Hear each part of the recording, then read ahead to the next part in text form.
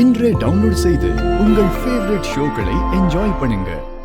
Your honour, Raghuram Janaki 2 பேரும் government canteen கட்டுறதுல ரொம்ப பெரிய ஊழல் பண்ணிருக்காங்கன்னு ரொம்ப நல்லா தெளிவா தெரியுது யுவர் ஆனர்.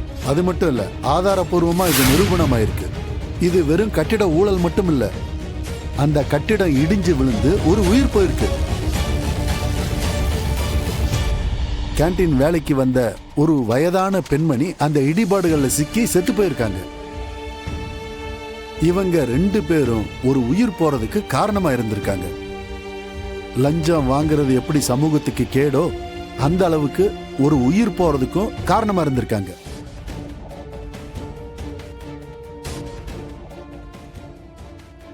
அதனால இவங்க 2 பேருக்கும் கடுமையான தண்டனை வழங்கும்படி நான் தாழ்மையுடன் கேட்டுக்கொள்கிறேன். That's all your honour.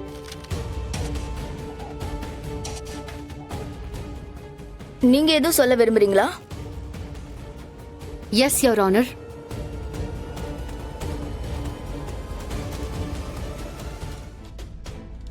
Raghuram ஐயா 10 வருஷத்துக்கு மேல தலைவரா இருந்திருக்காங்க. ஜானகி அம்மா இப்போதான் சூழ்நிலையின் காரணமா இந்த தொகுதி பெண்கள் தொகுதியா மாற்றப்பட்டதுனால தலைவியா வந்திருக்காங்க. இவங்க மேல இத்தனை வருடங்களா வைக்காத குற்றச்சாட்டு இப்போது வைக்கப்பட்டிருக்கு.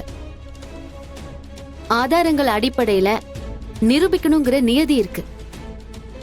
நான் இப்போதான் நேரடியா இந்த கேஸ்ல ஒரு வக்கீலா ஆஜராயிருக்கிறதுனால ஆதாரங்களையும் சாட்சிகளையும் திரட்டுறதுக்கு எனக்கு கால அவகாசம் தேவைப்படுது. இதுல முக்கியமான விஷயம் என்னன்னா, ஒரு கட்டிடம் எவ்வளவுதான் மோசமா கட்டப்பட்டிருந்தாலும் கட்டிட திறப்பு விழா நடப்பதற்கு சிறிது நேரத்துக்கு முன்னால, அதாவது சொல்லி வச்ச மாதிரி இந்த நேரத்துல இந்த கட்டிடம் இடிஞ்சு விழணும்னு திட்டம் போட்ட மாதிரி இந்த கட்டிடம் இடிஞ்சு விழுந்திருக்கு.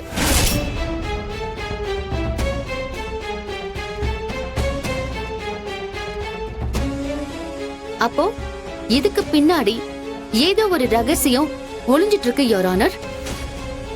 அந்த ரகசியத்தை கண்டுபிடிக்கணும். அதுக்கு கால அவகாசம் தேவைப்படுது. அந்த கால அவகாசத்தை வழங்கும்படி தாழ்மையுடன் கேட்டுக்கொள்கிறேன். Permission granted.